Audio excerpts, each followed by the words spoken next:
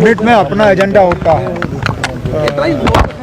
हमारे जो routine government के काम होते हैं उस हवाले से बात हुई, लेकिन जो मुझे लगता है सबसे मेन जो आज हमारा फैसला कैबिनेट में था वो एक सब कमेटी को कायम करने का जो फैसला था रिजर्वेशन के मामले को देखने के लिए।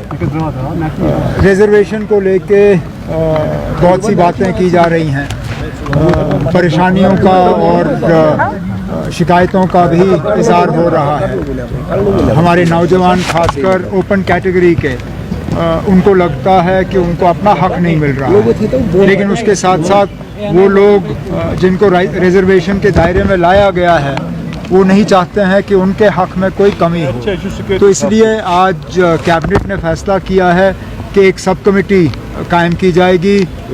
उस कैबिनेट सब कमेटी में 3 ऑनरेबल मिनिस्टर होंगे और उन्हें कैबिनेट ने ये कहा है कि वो एक होलिस्टिक व्यू इस रिजर्वेशन के मामले का लें, वो ये देखें कि अभी तक क्या हुआ है।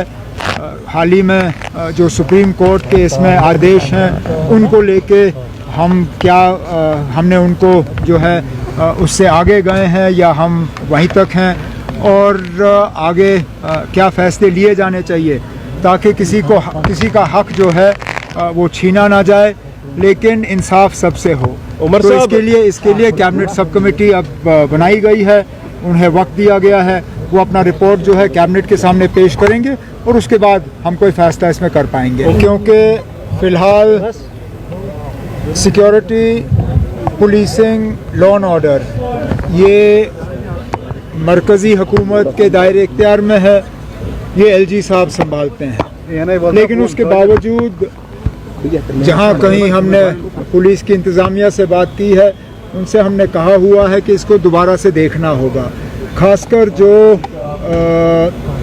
क्या कहते हैं इन चीज़ को वेरिफिकेशन के मामले में जिस तरह लोगों को तंग किया गया था, जैसे मैंने असेंबली की तकरीर में कहा था, जिस तरह वेरिफिकेशंस को एक तरफ से वेपनाइज किया गया था, उस पर काफ़ी हद तक एक रोक लगाई गई है।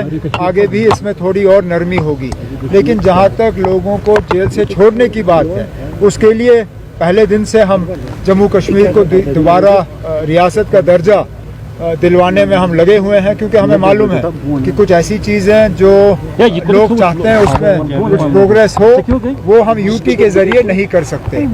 और इसके साथ साथ आपने पहले रेजोल्यूशन आप सबसे बड़ी बात यह है कि रेजोल्यूशन कहीं रिजेक्ट नहीं हुआ ना, रेजोल्यूशन पास हुआ, रेजोल्यूशन को किसी ने रिजेक्ट नहीं किया, यही बड़ी बात है। एक दरवाज़ा खुला है, आगे जाके देख लेंगे। उसमें खड़गे साहब, कांग्रेस हमारी हुकूमत में शामिल नहीं है, कांग्रेस ने बाहर से हमारी मदद की है, लेकिन वो हुकूमत में शामिल नहीं है।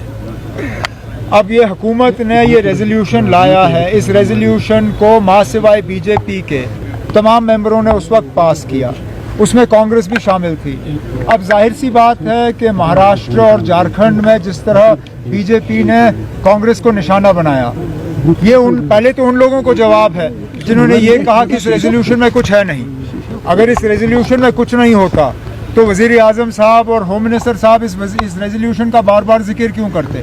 जाहिर सी बात है कि इसमें कुछ है। अब कांग्रेस की मजबूरी बनी कि वो थोड़ा सा इसको डाइल्यूट करने की कोशिश करें, लेकिन उनके कहने से कुछ डाइल्यूट नहीं होता।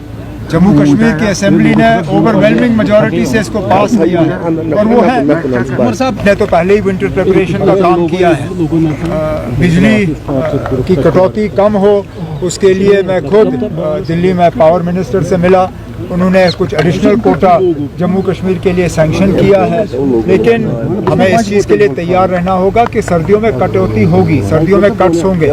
लेकिन मैंने डिपार्टमेंट से ये कहा हुआ है कि जहाँ जहाँ बिजली की चोरी कम हो, जहाँ जहाँ बिजली की फीस जो है उम्मीद के मुताबिक हमें मिले, वहाँ कटौती कम होनी चाहिए, वहाँ लोड शेडिंग कम होना चाहिए।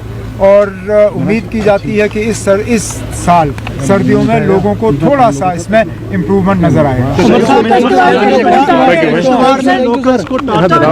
बड़ी बदकिस्मती की बात है और अफसोस की बात यह है कि हमारे लोगों ने कुछ भी नहीं सीखा। ये पहला हादसा नहीं है ऐसा जबकि लोकल्स को किसी पुलिस कैंप में बुला के उनके साथ मारपीट नहीं हुई। ये तो अल्लाह का शुक्र है कि ये सारे जो हैं ये मतलब अपनी कीमती जानें नहीं गंवाई। नहीं तो इससे पहले हमने वो हादसे भी देखे जहां लोगों को पुलिस के कैंप में बुला के टॉर्चर करके वो अपनी कीमती जानें गंवाई। मैं उम्मीद करूंगा आर्मी के तरफ से कि इसमें कोई नरमी ना दिखाई जाए, इसको एक ट्रांसपेरेंट तरीके से इसकी इन्वेस्टिगेशन होनी चाहिए और जो लोग इसके लिए जिम्मेदार हैं अगर उनके खिलाफ सबूत उनको मिला तो उनको फौरी तौर कोर्ट मार्शल करके उनको सजा मिलनी चाहिए।